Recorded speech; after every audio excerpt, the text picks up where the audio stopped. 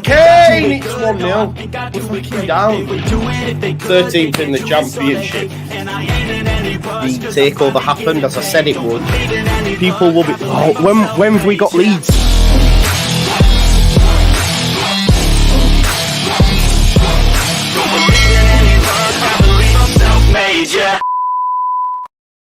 Now then, people, welcome back to the Just Your Football Show, and it's time for your lunchtime Leeds United fix, rounding up all the latest transfer news and discussions concerning Leeds United. I wanted to get Jer on today because I always like talking to Jer, and he's always gives. I do though, bro. I genuinely enjoy debate. I enjoy that sometimes we're on the opposite sides of the coin, but it's good. It's good.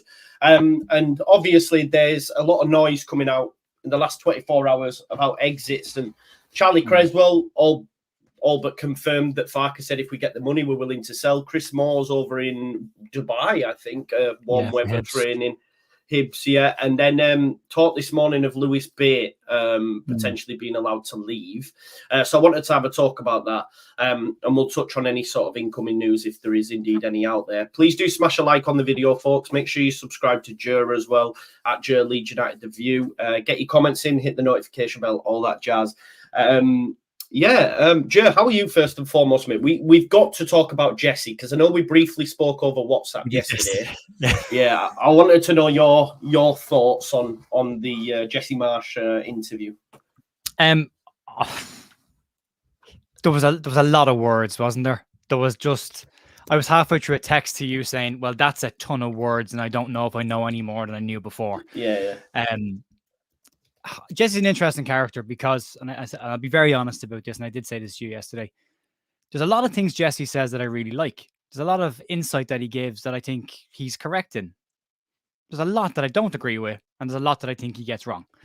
I think if you look at everything Jesse said yesterday around the building of cultures and positive mindsets behind the scenes and, you know, getting players on board and putting your arm around them and getting them all to push in the same direction, and 100% agree with him on that.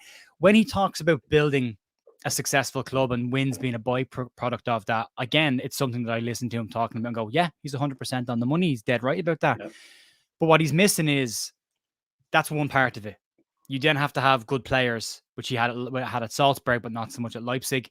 And then you've got to have the ability to coach those players to be better than they currently are, which we saw with Marcelo when he took us from 15th to the first season to third place, but in general, improved the players that were there, made average championship players, Premier League players. That was missing for Jesse. Like, the first part he's right on, but then he's got to show his coaching ability on the pitch, and he didn't do that. He didn't show me that the players got better. He talked about having everyone pulling in the same direction. I didn't see that.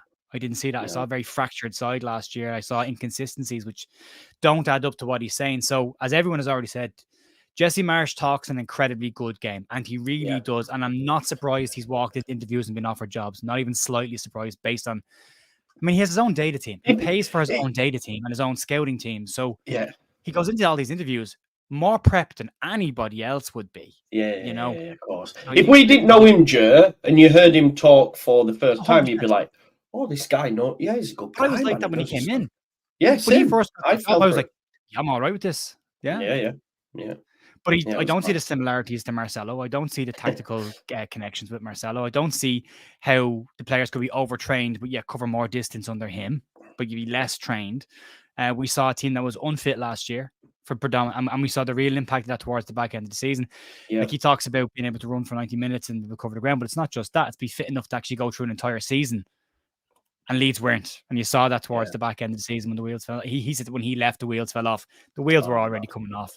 The arguments for me as well, the bits, I loved Simon Jordan challenging him on some things. I would have liked him to challenge him more on things, but the fact that he, when Jesse said the XG had us 13th, I'm like, but in reality, you were 16th, Jesse. Yeah, exactly. Like, it doesn't matter what the XG says. You were 6th. The reality was, I just thought that was nonsense. Like, to say that we were trending in an upward direction, but everything else said that we were trending in a downward direction, like facts. And he talked about the eye test as well. To the eye, we were getting better. I think we can all agree that to the eye, we were getting worse and not better. Exactly. You know, Liverpool saved his job, and then the World Cup extended it. You know? Yeah, I agree. Be very honest, I would give him a job as a director of football in the morning. No problem, no question. I would hire that man as a director of football because up here, I think he has everything, but he doesn't have the ability to actually transmit it onto the pitch. And I think an off the field role suits Jesse far better than an on, unless he has the best players in the league, which he had at Salzburg. Yeah, no, that's a good point, and it's quite interesting that his, I guess, mentor was Ralph Rangnick, which that's his role, sporting director more so than a coach, right? Much better. So yeah, it's a shame. The only problem is his eye for a player, as we've seen with Rasmus Christensen and Max Vober. So maybe that needs to be worked on. But I agree with you. I think a lot of what he said, and I made the point at the end when he said he wants to find a club that, you know, everyone's pulling in the same direction and that. And the way he was talking, Joe, all I could think about was like a non-league club. I was thinking that's what you get when you get like the person who's done the tickets for the last 80 years and the wife's just died and all this sort of stuff. Not at a massive football club. You're not going to get that. It's not like that, you know? His job is to create that at a massive club. Like if you think about the jobs he's likely to get, based on his career over the last couple of years, based on what happened at Leipzig, because he lost his job after 6 months at Leipzig, then he lost his job after 11 months at Leeds, and it didn't go particularly well. All of that stuff together is not going to put him in the shop window for big clubs. It's just not. But so he's going to be looking at lower level Premier League clubs or even Championship clubs, whether he wants to believe that or not, or go across to the continent and do it in mainland Europe with lesser leagues. But he's not going to get a job with a club that's already winning things. So that culture of winning, that culture of everyone pulling the same direction isn't going to be anywhere he goes. That will be his job to go in there and create that. And the biggest mistake that I think he made, and I think he left himself short and he should have said it yesterday, was he brought in a really small coaching team and a really inexperienced coaching team. Like I like John Toshak's son. I think he's a decent coach, but he's very early in his coaching career to be in that level of a job in the Premier League, you know. I would never question anyone who's connected to John Toshak and the knowledge that man has in the job that he did when he was at Real Madrid. Incredible coach. So his son, fine, but way too early, no experience. And then to take 11 months to get an assistant manager in was way too long. You look at the size of the coaching team that Marcelo brought with him. And then if Jesse has this data team and scouting team behind him, he should have come in much better prepared than he did. And I think he sold himself short by not being really ready for this job at all. Yeah. I think it was the players that kept us up, by the way. I don't think it was him. No, I agree. You know, I do. Before we move on to particulars in terms of transfers and stuff, what did you make to Daniel Farke's presser comments about Cresswell and the way that he took on the I want to get your thoughts on Adam Pope asking him about Ryan Giles just totally out of the blue. I was like, well, there's something there. There's something there. Do you know what I mean? The fact that he dodged as well. The fact that he said, I don't talk about that until things are done. It's like, okay, there's something in this. Because that's the same answer he gave us during the summer. There's times I wish Daniel Farke would give us a little bit more. I mean, and I liked I liked the question that Baron Cross liked about Charlie, because the way he framed the question, and I asked Baron on Twitter yesterday to clarify what he thought about the answer, because the question was, given what happened at Portsmouth, given Stroke and Cooper out, the likelihood will be that Ampadu will play centre back. That was the question. You know, and then he said, what does Charlie have to do to get in the picture? And then he went on this very long answer where he said, I'll answer this again for you, because he'd answered it a couple of weeks ago. But it's a different question. It's a slightly different question. The question back then was Stroke, Rodon, Cressy, Cooper. Now Ampadu's in there. And he wasn't there before. So it's not 4, it's 5.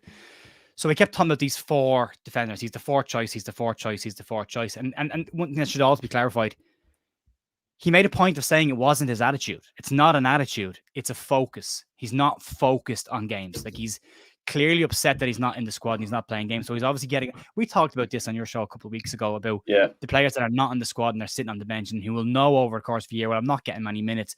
And the way Farke uses the squad, you can see the trend. And if you're a player and you're Cressy being called up on the bench, you're going to get on the bus a little bit pissed off because you're not going to play. You know you're not going to play. So your head's going to be down a little bit.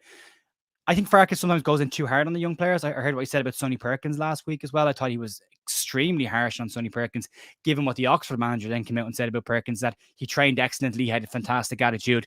He wasn't the right player for the right time, and it wasn't fair to bring him in when they brought him in. So, but Farke went to town on him, saying that he had a failed loan move and he wouldn't be rewarding failure. And I thought that was extremely harsh on a young player who the club he's just been playing for said it's not the player's fault, it's just the circumstances we can't get him into the team. So he seems to go in very hard on the younger players. He did it again this summer as well. with a few as well. He curbed a bit on Archie Gray, didn't he? He kept the pressure on Archie Gray. And maybe you're right in terms of like Archie Gray's flourished under that clearly and took that, whereas some players have obviously gone the opposite way. And someone mentioned about mad management potentially. Mad management's huge, yeah. And you've got to build them up. You've got to build these players up to believe that they're good enough to be in the team. That's again, it's the manager's job. But again, with the question that he answered, he kept referring to he's the fourth choice, he's the fourth choice, he's the fourth choice, but he's not. He's the fifth choice. Yeah, he is. Yeah. And that was the question that Baron Cross was asking him. And that to me is where he dodged that question because he never mentioned Ampadu once in his answer. He just kept mentioning road on stroke, road on stroke, road on stroke. That wasn't the question. The question was, is he behind Ampadu? Yeah. Which he clearly is. So And the other thing for me on this is, and this is where, say this out loud, there's one thing that I agree with Massimo Cellino on. Giving a manager complete control over everything can be dangerous. We've no guarantee Daniel Farke will still be Leeds United manager in 12 months' time. Selling players on 5-year deals that are young players is a huge mistake for me because you don't know when they're going to come back up, when they're going to peak at different ages. Why the hell would you sell the player permanently when the manager could be gone in 12 months' time? You know, and then another manager come in and go, I like Cresswell, I want to play him, but he's not here anymore. You know, same with Lewis Bay. Like, these are good young players. They've got contract. Extend Lewis's contract, send him out on loan. Let them go out and play football. Let them get better. But what's the rush to get them off the books at that age? And also, he seems to want to bring in older players, which again would concern me that Leeds have had this pathway of bringing in young, good players, but now we're moving towards bringing in, Barisic at Rangers is linked today, 31-year-old left back. Like, that's a concern. We just got rid of a 31-year-old right back and we're bringing in a 31-year-old left back.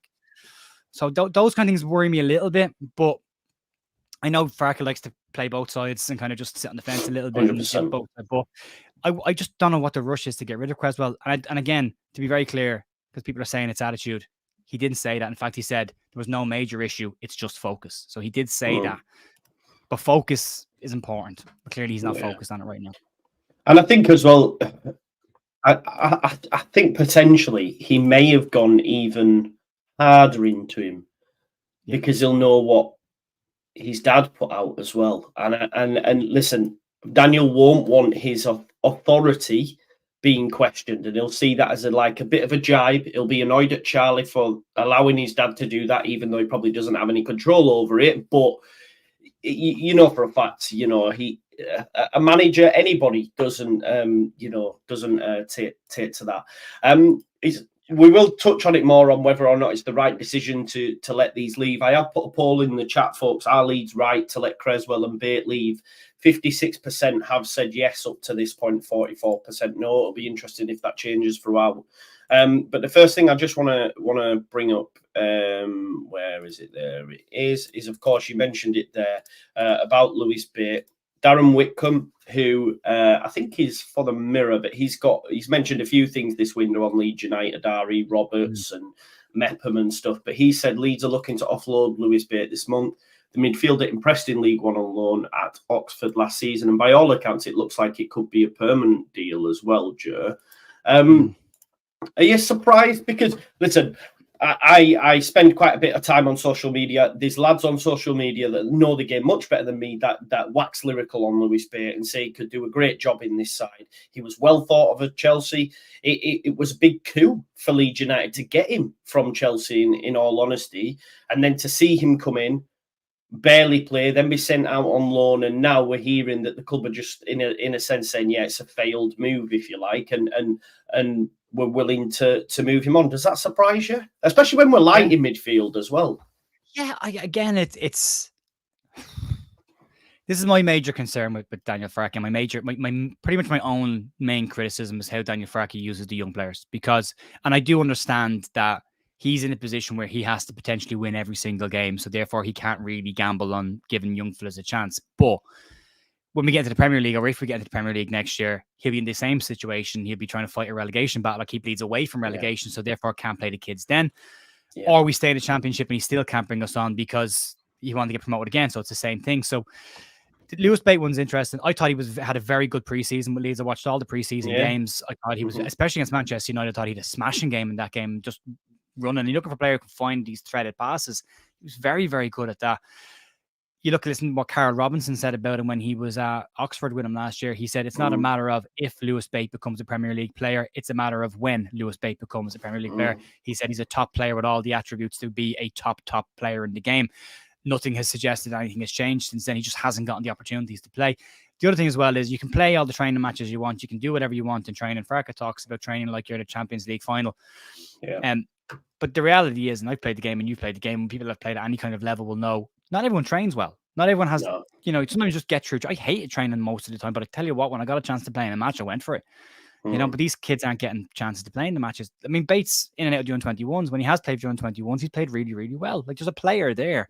But again, it's a sale or letting him go on a free transfer. I just don't understand why you don't just extend the contract for 2 or 3 years. You're losing nothing here. You're going to lose him for nothing. Extend it for 2 or 3 years and you loan him out and let him go and get games and see if he develops.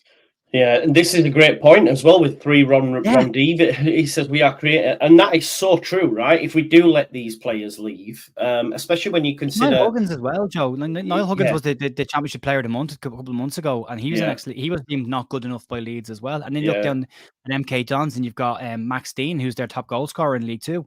So these kids are starting to find their level. They're starting to get better and better, and we've let them all go. Yeah, it's a good comparison to make on Leif Davis, to be honest, and we'd give our right hand for Leif. I'm not Farke out, but I am Farke skeptical. I've seen that. Yeah. I did see that in the comments. Yeah, no worries, mate. Daniel Lager says, "Hey, Joe and Joe, loving your reviews on What If. Football is a funny old game." It is, Daniel. Thank you for supporting the channel. Nunny as well says, "Big up, lads. Just saw Darko yesterday. He's a Plymouth fan. My God, he's massive. Hopefully he's really good for us to help us stay up." What do you make to that one then as well? That's a smart move, loaning him, right? Because he's not getting game time. Makes perfect sense, because again, you look at how he played for the England 20s in the summer. Had a fantastic tournament. You look at how well he's played for the under-21s. He cost Leeds £5 million as well. It was a big fee to pay for a kid. I think we thought we were getting Lavia part 2 because he was gone off to Chelsea and they were in the same team together. But clearly there was a slight difference in the two. But there's definitely a high ceiling with Darko, and he could then go on to be a really good player. But again, he needs competitive, high-level games. There's no point in kicking the ball in training. And it's good to see him going straight in at championship level. A team that they could get relegated, but I don't think they will. They'll be, maybe top of the bottom half potentially. But that's a good level for Darko to fit straight in there. They've just lost Finazes to Middlesbrough, so he might just slot straight in there. Very possible, very, very possible. He's slightly more deeper than Finn, but he could definitely do a job for it up the park if they needed, because of his height and because of his strength. And he's a good. Tacker James is a very good passer for the ball, and when he does get a chance to have a strike at goal, he's got a bit of power and accuracy there as well. So, again, another good young player, but at least it's been done the right way. He has plenty of time on his contract as well. 100%. Sean says, "Such a great youth team destroyed by Farke." Let's not get ahead of ourselves. Let's not get ahead of ourselves. Archie Gray is in the side. He hasn't destroyed anything. I think that's a bit. He hasn't even been here. What has he been here? 6-7 months or something? Let's not say he's destroyed anything. What you've got with Cresswell, sometimes I have to agree with Farke having Cooper in the squad over Cresswell. I get it. It's when there's opportunities to play Cresswell, you're not giving him them opportunities, like Peterborough at the weekend, or when we're light in our areas, not even putting him on the bench. But I totally understand Coop's being in the squad ahead of him. I get that. He doesn't give you for chance with Archie. He's out of. I mean, he does. I think that's wrong, Sean. I do understand what Sean is trying to get at, though, and there's I would say it's not a case of just yet, Sean. I'd say but definitely something we should be keeping an eye on, because if we're going to bring in older players and we're going to start not giving the younger players a chance, then it kind of reforms what was the pathway program that Leeds were having to buy them young, bring them into the squad, and maybe have to sell them for profit in the future. But that would be a big 180 if we were to move away from that model. But the context of this should all be in Daniel Farke has to get promoted.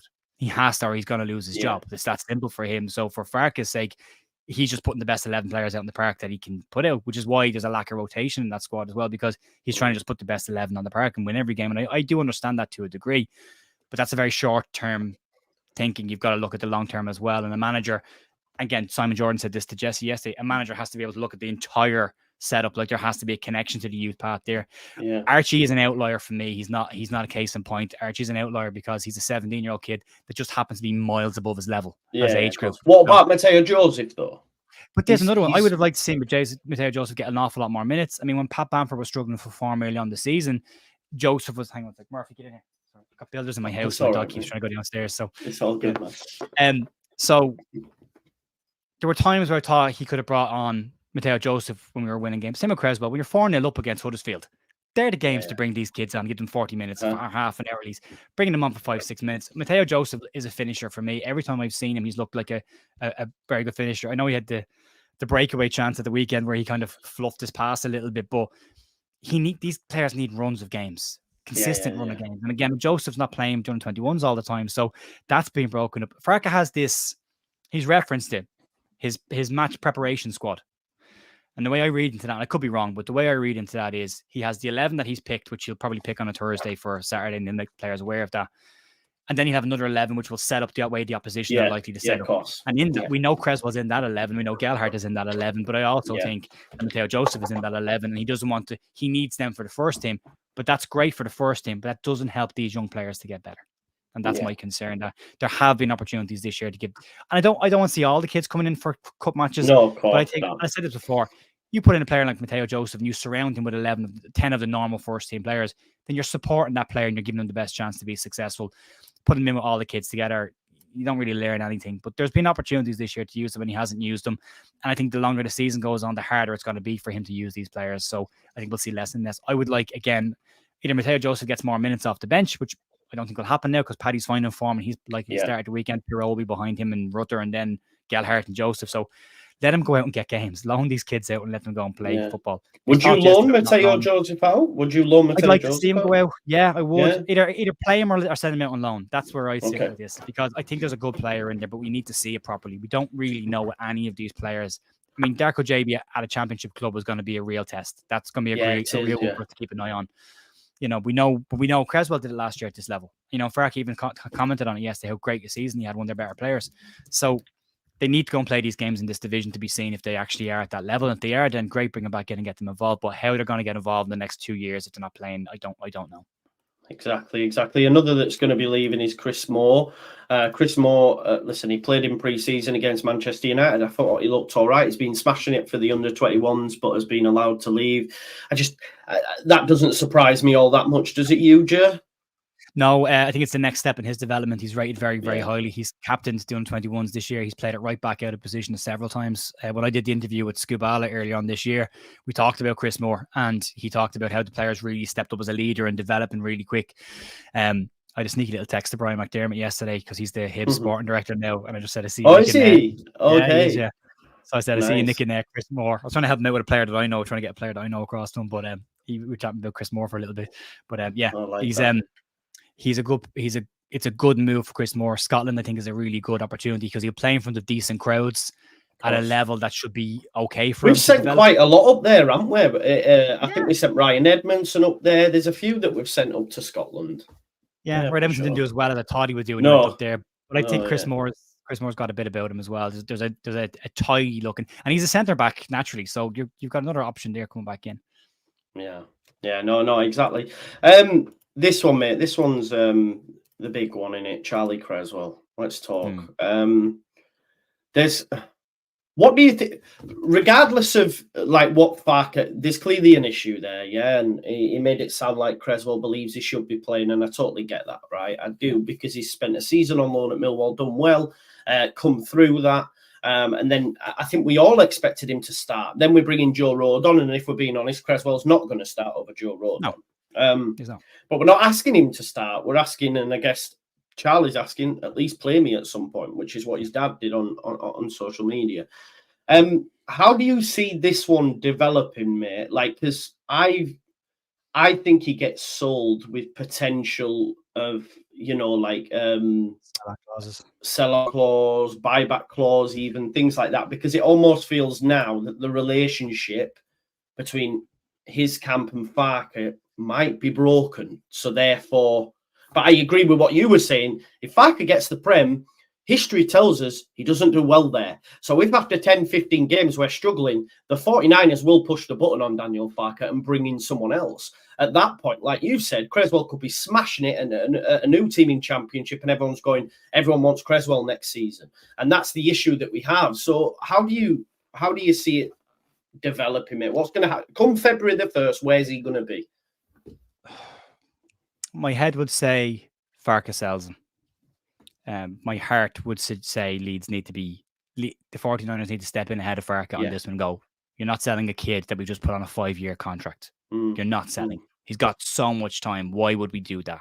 What do we benefit from selling him? For what? We get 3-4 million maybe for him. Give it 2 years, he could be worth more than that. Also, bear in mind, this time last year, he was playing for Millwall and they were 5th in the championship. We're 4th in the championship. And he was scoring goals from corners, where Farke has said he wants more goals from his defenders. Charlie Cresswell has an ability of scoring goals from set pieces. He's got it in his locker. You know, he's a big, strong lad. He had a fantastic season with Millwall. And I keep looking at Millwall's games last year because I do the loan report on the news once a week. Yeah. Cresswell had a dodgy enough first half of the season, trying to find his feet, but scored a couple of goals. Second half, he was phenomenal. Had a cracking season. And when he came out of the team at the break in his eye socket, there was an argument to be made that Millwall's form dipped as a result of that. So there's a good player there, but and this is the argument for me as well. It's about square pegs and square holes, and we've talked an awful lot about this again over this season. You should we've got the opportunity to have 2 right backs, 2 right centre backs, and 2 left centre backs. You've got left centre backs in Stroke and Cooper, and you've got right centre backs in Cresswell and in Rodon. When Rodon's not available for me, Cresswell comes in and plays in those games. You know, but we've seen this year, and Farke has talked recently about his head not being in the right place. But what's the excuse for the remainder of the season, for the first part of the season, when his head was in the right place? If this is only a recent thing, because he played Liam Cooper at right centre back instead of him. Sorry, Luke Ayling at right centre back at one point ahead of him. Then when Joe Rodon got suspended, you put Pascal Stroke on the right hand centre back position, where he's not comfortable on that position, had his worst games there, and you brought Liam Cooper in at left centre back. So you move things around to accommodate other people. And if you go back 3 weeks ago when he said, "I believe in Charlie Cresswell, I like Charlie Cresswell, I want Charlie Cresswell to stay," but your actions are showing that you don't, because you've had opportunities this year to play him and you've chosen other people. In fact, you've chosen players that don't regularly play in that position ahead of him, who is a bespoke right-sided centre-back. Again, you know, you look across the team, there's so many square pegs in round holes in Leeds. Like, right back is a 17-year-old midfielder. Yes, he can play there, but he's a 17-year-old midfielder. Left back, we've got a right back in Sam Byram, and then you've got Furbo, who still not sure about. You went to midfield, and that's fine, but then you go front, and you've got a 9 and a 10 and a 10 and a 9. Like, there's it's not perfectly balanced side still. And when you're taking a right-sided centre-back out and putting a fullback in there, or a left centre-back, just still not balanced there. But you absolutely have the opportunity to have balance in that squad, because the player is there, and we know he's of a level that he can do it in this division. And arguably Leeds have better players than Millwall had last year. So in this squad, he would be exposed less defensively and could do an awful lot more. I just don't get. I understand that the last couple of weeks there might have been attitude, but I would love to know what the excuse is for the first 15 games. No, I agree with you. I think, look, for me, I was thinking of Strauch and Cresswell as our long-term partnership for a decade. You know what I mean? Like that kind of vibe. Obviously, that's living in, the perfect world, but it just doesn't seem like it's going to happen. I do just want to clubs are actually queuing up for Cresswell, though. This is the point, Leeds United old school. I've actually still got, there's a few. I've got some saved images. This is from Alan Nixon. Just bear with us one here, when he said there's a queue and it's pretty expensive even on loan, when asked will Cresswell come back to Millwall, at which point someone said if the deal or club is all based on who offers the biggest financial package, it rules out Rovers. And he said it looks that way. So it's a case of like whoever's got the money. And Farke said yesterday in the presser, didn't he said if he is going to go and he wants to go, we will not be giving him away. So look, if he isn't going to be sold, i.e. if no one is willing to pay what Leeds United want, at least send him out on loan, because it's doing nothing for him, for Farke, or the football club if we keep him here and just have him kicking around four parch, is it? Well, and now we know that Daniel Farke can play a midfielder centre-back and can play right-back centre-back. So now there's no need to hang on to him. And if he's not in the matchday squad, then there's no need to hang on. And we now know he won't be in the matchday squad tomorrow. Tomorrow. So, he already said, didn't he? I thought that was pretty scathing as well, to say in a presser he's not travelling with us. But it's interesting about his. I agree with you. I think it's possibly a reaction to his dad's comment. What Farke shouldn't forget is his dad is also his agent. He's involved, isn't he? And how many players' agents in the last 18 months from Leeds have come out and talked to other people, and those players haven't been punished? So why is Charlie getting a harder time? Again, I know he talks about tough love, and he's talked about tough love in the past, but sometimes I think he's a little bit too excessive with the comments he makes about younger players, because some of the things he could make to a 19, 20-year-old, those kind of comments can be devastating, especially public. Yeah. Yeah, no, I agree, mate. I do agree. Let's. Daniel Eger says, John Joe, do you think Phillips do a better move in the future? Who knows? Who knows? If we're in the Premier League, you never know, do you? He might return, but he needs to sort out his own future right now. I don't know if it's Juve or Newcastle. I don't know what's Not going on there. Newcastle by the looks of things. Newcastle look like it's a £7 million loan fee that Man City are looking for, which I think is just excessive because crazy, man, crazy. Whatever they paid Leeds for Phillips, he's not worth that now because he hasn't played any games. So he's worth less than that, but they're looking for a £7 million loan fee. Newcastle have players coming back from injury, although Joe Linton's got injured, but they don't reckon they'll be paying £7 million for a player till the end of the season because there won't be an option to buy on the player. Juve can't afford anything because there's no money in Italy at all. They can't afford anything. So he could end up going nowhere. But my hope with this has always been that he goes out on loan, doesn't have an option, and then we get promoted and the 49ers have got a few quid to throw at him and bring him back. Come back. Yeah. Funny enough, he wouldn't fit the Farke system, funnily enough, because it's a double pivot, not a single pivot. So is it a pivot that's one? Oh, maybe not. No, single player. Just moving on to the fullbacks now. Yeah, the poll is very close, actually. I just checked it. It's actually gone the other way now. So 51% say yes, right to tell, 49% say no. So we'll leave that to the end and we'll see what happens. I did see this as well. Adrian has gone on trial to Hibs as well. So he's linking up with Chris Moore and they can have a chat about Leeds United. We'll talk about Adrian shirt for me on this house somewhere. Yeah, wow, okay. I always just remember the dive where he was like that, like a fish. He did do some nice things as well. He had a mad career, but he wasn't that bad. Well, I don't know. He wasn't the level though, was he? That we needed. Do you think? Sorry, Martin is just saying he believes Phillips would fit the system as he has done with Declan Rice. That's a fair show. Fair show, yeah. Fair show, yeah. No worries. Right, okay. Let me just. We're going to quickly talk about fullbacks, mate. We'll talk about. You mentioned him earlier. This guy's been linked so many times now. I just think it's a lazy link. We've been linked to Borna Barisic, who's out of contract at Rangers. It's coming from. Yeah, like how long? We've been linked to this guy for so long, right? I don't see it happening. Do you? Sorry. One second. Right. Literally 1 second. No worries. See the dog agrees, right? The dog agrees as well that it's not a goer. I think it'd be an odd. What I said in the news today on this one was, it makes sense if you listen to Daniel Farke's comments yesterday. It's experience, and he wants more experience in the team. But 31 for me is the wrong age to be buying a player, especially for a club like us. You would like 26, 27, 28. That's the kind of experience. 28 experience is good. Yeah. You've got a couple of years then as well. But 31 be an odd move. He had a very good time under Steven Gerrard. He has struggled in the last couple of years since then. A couple of people are saying the legs were gone. Yeah.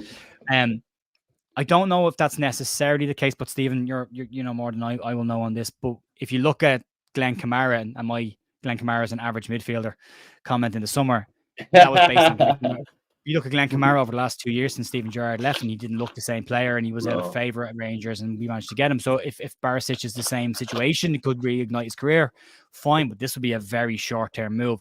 And there's another thing in this is I think this might be exactly what the 49ers are trying to do, is bring people in short-term, because there apparently is a massive squad overhaul being planned for the Premier League return. If they do get back up there, the plan is to overhaul the entire squad with a massive package to give Farke to get the team up the table and not be competing on the bottom of the league. So short-term things would make sense, but it is short-sighted as well. I think it could be you'd want to bring in players that you can know will actually get you there. And I don't know if Barisic has the confidence or form to come in and do that. No, I agree. And I agree with what Damar says. If you're going to bring him in, you might as well have kept Taylor, and I think it's a fair point. Another player that won't be coming, that continuously was pushed on Leeds United, and Leeds United fans said he was amazing, especially across the pond, is Kai Wagner. That good that he left Philadelphia Union, didn't find a club, and then said, "Can I come back, Philadelphia Union?" So all that talk of Kai Wagner over the last couple of years, that one's that done now, and it won't be. I don't think he's not of the level, is there? For whatever reason, the American link, it was like, we need Kai Wagner. Definitely not. Goalkeeper now, over there.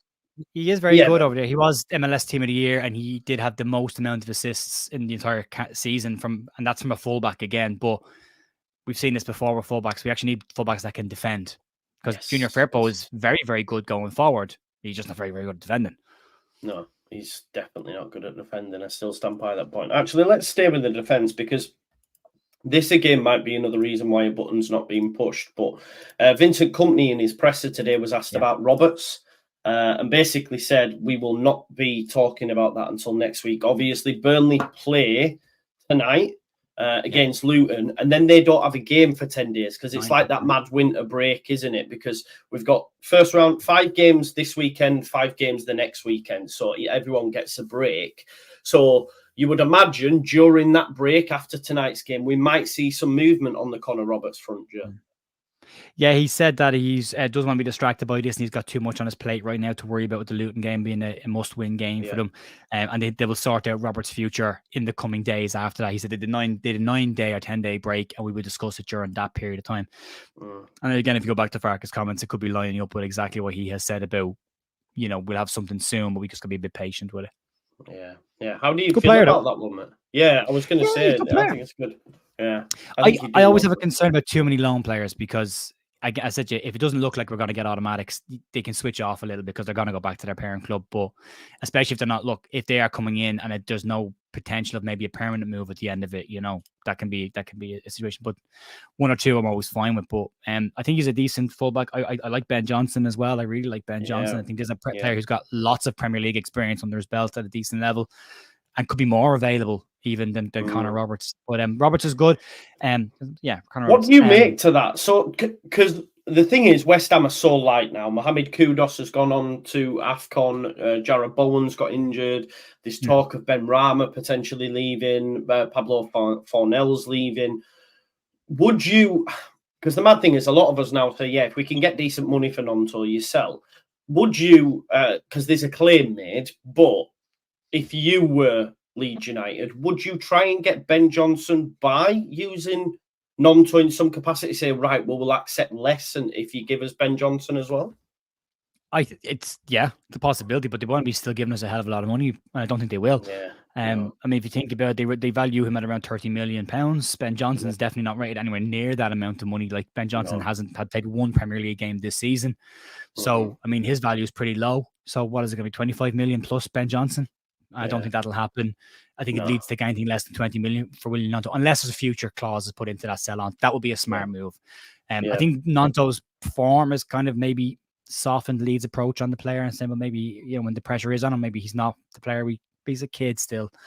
But I think if he is to go, I think you put a sell on clause, a chunky sell on clause, and do a deal to get a player in. But that's a permanent deal then, and not a loan deal. Yeah, no, exactly.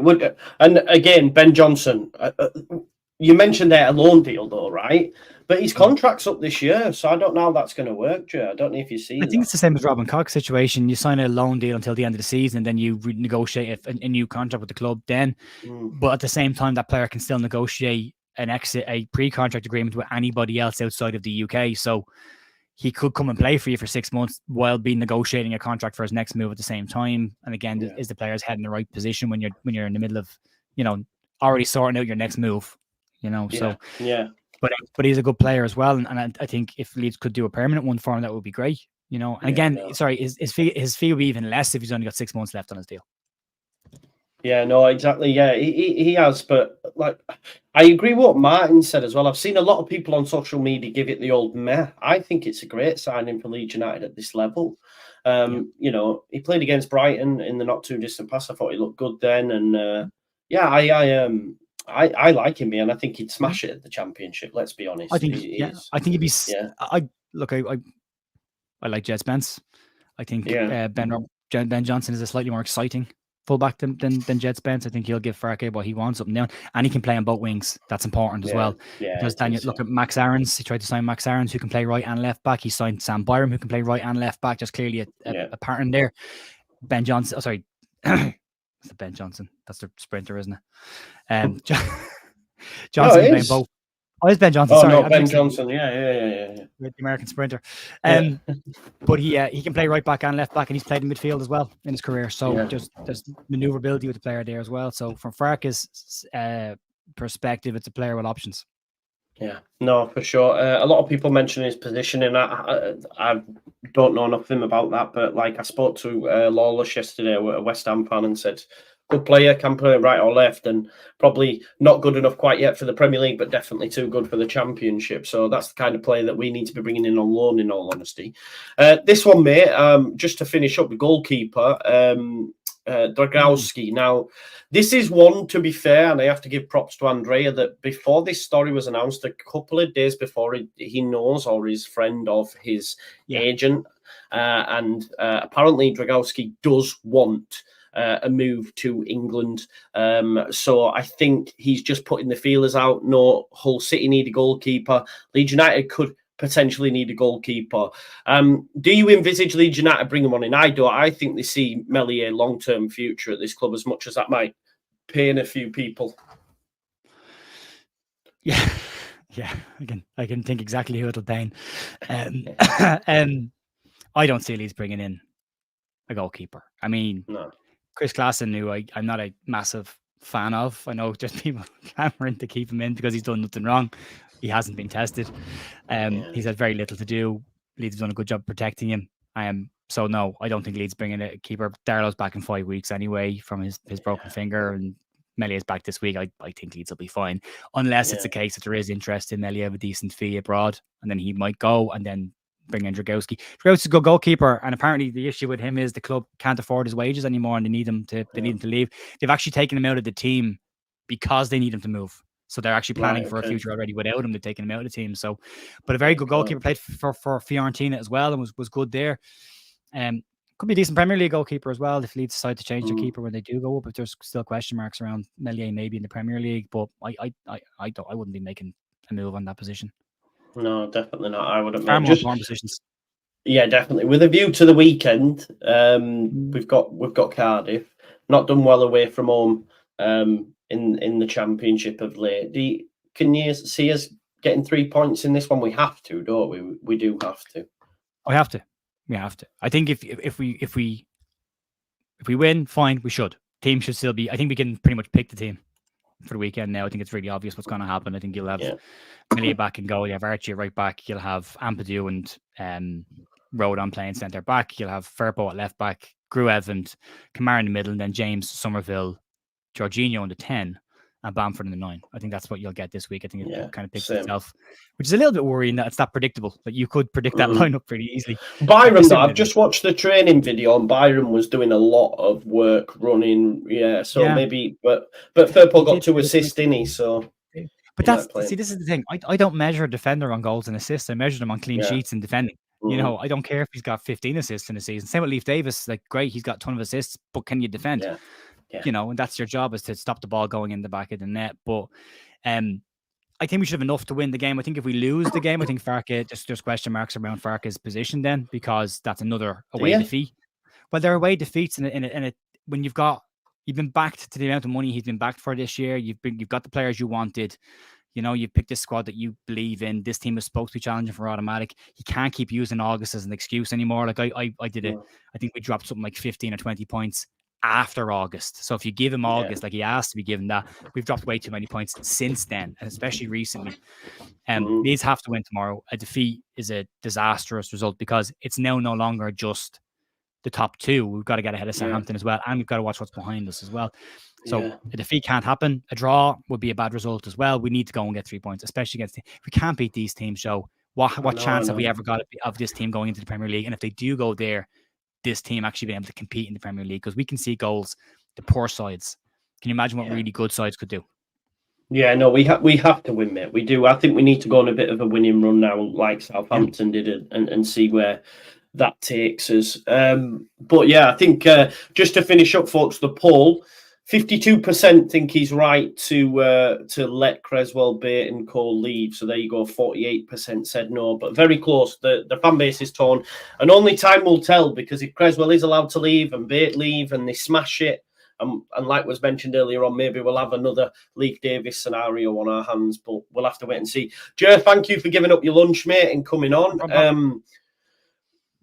I've spoken to Ben. We've moved the time from 4 to 7. He can do 7 o'clock. That's Ben Jacobs. Hopefully, he's going to be around this week. As I say, it can change at any moment. It had to change last week due to a press conference. He's a busy guy. but he's assured me we're good for 7 o'clock. So get notifications on, and that'll be live at 7 if indeed it does go ahead. But the thumbnail and everything's ready now. I'm just waiting on Ben. So yeah, fingers crossed he can do it. But yeah, make sure you check out Jer at Leeds United The View, and we will see you in a bit, folks. Bye bye now. Bye.